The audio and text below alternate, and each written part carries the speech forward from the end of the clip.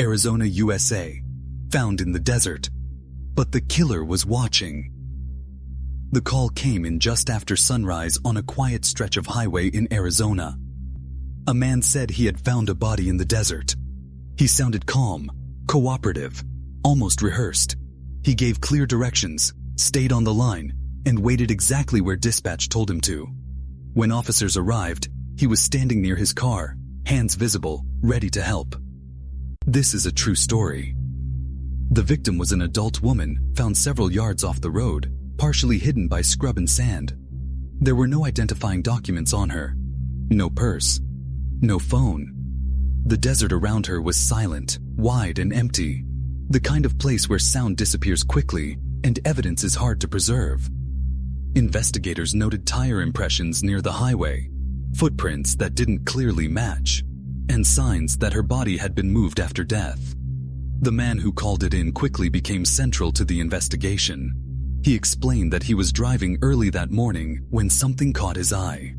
He pulled over, walked toward the brush, and realized what he was looking at. He insisted he had never seen the woman before.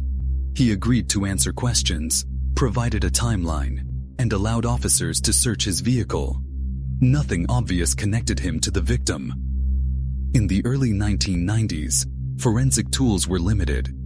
DNA testing existed, but it was slow, expensive, and often inconclusive. The case relied heavily on witness statements, physical evidence from the scene, and the credibility of the people involved. And the man who found the body appeared credible. He followed up with detectives, checked in on the case, and even attended community meetings about safety along the highway. But there were gaps. His timeline didn't perfectly align with traffic reports. His description of where he was driving shifted slightly between interviews. And there was a detail investigators noted but couldn't act on at the time, the way he knew exactly where to look. As months turned into years, the case went cold. The victim remained unidentified, the file gathering dust.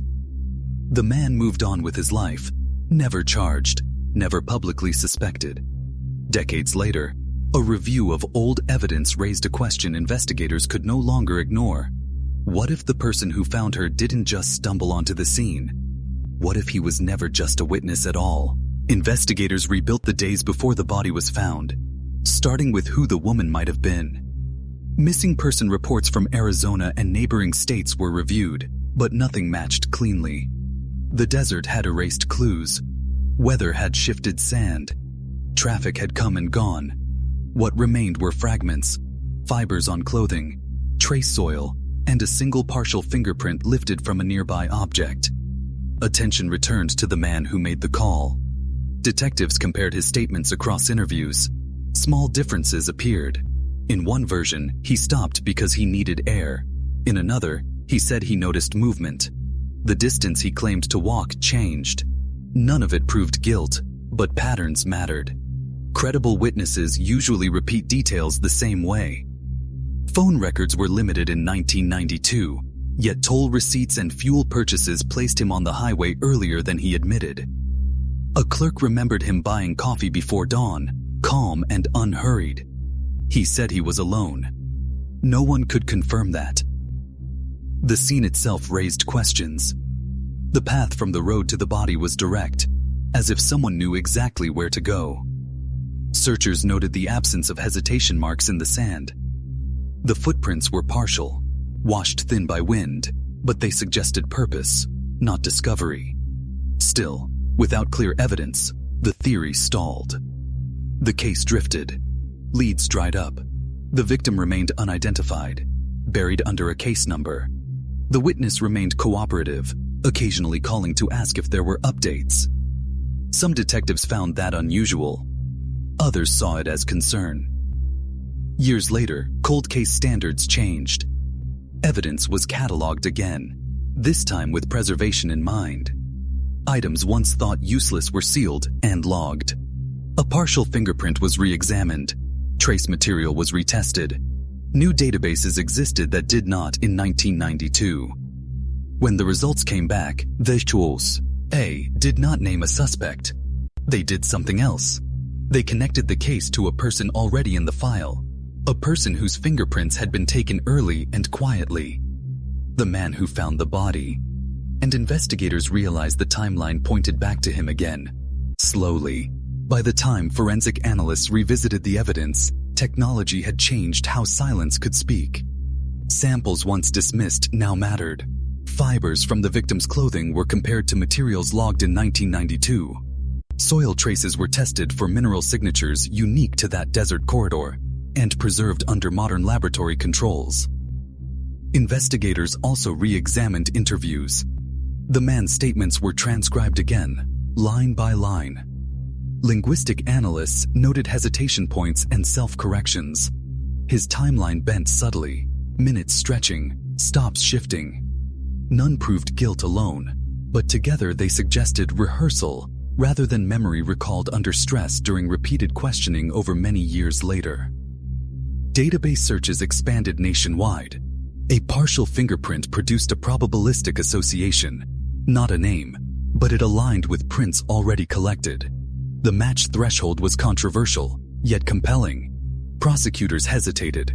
Defense experts warned against overreach. Detectives kept building, knowing certainty required convergence from independent sources and corroboration over time periods. The victim's identity finally emerged through genealogical research. A distant relative uploaded DNA, unlocking a family tree. Her name restored context, routines, and last known contacts. She had traveled through Arizona briefly. Someone met her there.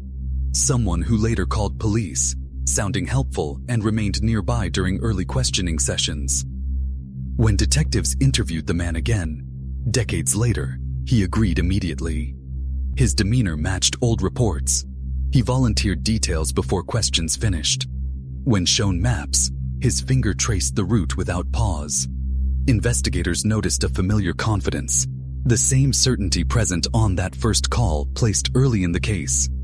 Yet evidence still fell just short of arrest. Statutes, standard, S, and caution slowed momentum. The man left the station free again. Outside, cameras caught him scanning the lot, measuring exits. For detectives, the picture sharpened. The witness role no longer fit the facts as timelines converged and doubts hardened collectively. The case reached a turning point with one overlooked item, a preserved swab from the man's vehicle. Retested, it yielded a clearer profile. Investigators prepared a warrant, aware of stakes. If approved, it could finally answer who was watching that morning and whether discovery masked direct involvement beyond reasonable doubt. The warrant was approved quietly, without press or announcement. Investigators knew the margin was thin. The case depended on whether decades-old evidence could still speak clearly enough to meet modern standards. The preserved vehicle swab was processed again, this time compared against both the victim's DNA and expanded databases unavailable in the 1990s. The results changed everything. The profile did not suggest casual transfer. Analysts concluded the contact was direct and recent to the time of death. Prosecutors reviewed the findings alongside reconstructed timelines. The man's claimed route placed him elsewhere when the victim was last seen alive. Surveillance did not exist then, but fuel receipts and traffic flow models now showed inconsistencies that could no longer be explained away. Detectives began quietly canvassing the man's past. Former co-workers described him as precise, controlled, and eager to assist authority figures. An ex-partner recalled sudden trips and unexplained absences. None of it was illegal, but it formed a pattern, helpful on the surface, guarded underneath. When investigators returned to the desert scene with new mapping tools, another detail emerged. The spot where the body was found was not visible from the road. It required leaving the shoulder and moving directly through brush. Searchers recreated the walk. Without prior knowledge, it took minutes of scanning. The original caller had found it in seconds. The man was brought in again, this time under caution. He denied knowing the victim. When confronted with the forensic results, he paused. Then he asked a question detectives had been waiting for. He asked how they could be sure the evidence had not been contaminated over time. That question mattered, It showed awareness of process, awareness of risk. Prosecutors weighed charges carefully. Circumstantial cases collapse if Russi dead. The victim's family, now identified, waited for answers that had been delayed for decades. Investigators knew one mistake could erase years of work. As preparations moved forward, detectives learned the man had begun making arrangements to leave the state. Property was listed. Accounts were adjusted. Friends said he seemed unsettled. For those working the case, the conclusion felt close but fragile. After 30 years, the truth was finally pressing against the surface. All that remained was proving that the person who discovered the body was the one who put it there. Arrest came without spectacle. Early in the morning, when investigators served the warrant at the man's home, he did not resist. He asked to see the paperwork, read it slowly, and nodded. At the station, he declined to speak further. Prosecutors announced charges later that day, tying together DNA, timelines, and behavior that once seemed harmless. In court, the case unfolded piece by piece. Experts explained how the vehicle swab matched the victim beyond reasonable doubt. Analysts walked jurors through fuel receipts, traffic modeling, and the desert terrain. Detectives described the original call, the precise directions, and the speed of discovery. The defense argued coincidence and contamination, reminding jurors of time past and memories faded. The jury listened. The victim's family spoke about years of not knowing, of birthdays marked by silence. They described how the desert had swallowed answers and how technology finally returned them. The prosecution emphasized motive was unknown, but opportunity and contact were proven. The story was not dramatic. It was methodical. A verdict followed. The man was found guilty. Sentencing reflected the gravity of taking a life and hiding behind cooperation. For investigators, relief mixed with restraint. They knew justice can arrive late, and certainty is earned, not celebrated. The case changed procedures statewide. Calls reporting bodies were treated with new caution. Early witnesses were documented differently. Evidence once dismissed was preserved. Cold cases were reopened with fresh eyes and patience. Today, the highway looks unchanged. Cars pass, wind moves the brush, but the file is closed. The woman's name is spoken again. Her story is no longer a question mark. What remained was a lesson written in years. Sometimes the person closest to the truth is standing beside it, waiting, hoping time will keep secrets buried. In this case, it did not. Accountability arrived quietly, but its weight endures. Records now reflect a name, a crime, and responsibility.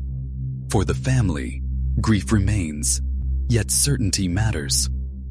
For the public, vigilance matters more. Truth, tested patiently, can surface even in places designed to erase it. Time does not protect lies. Evidence persists until answers stand.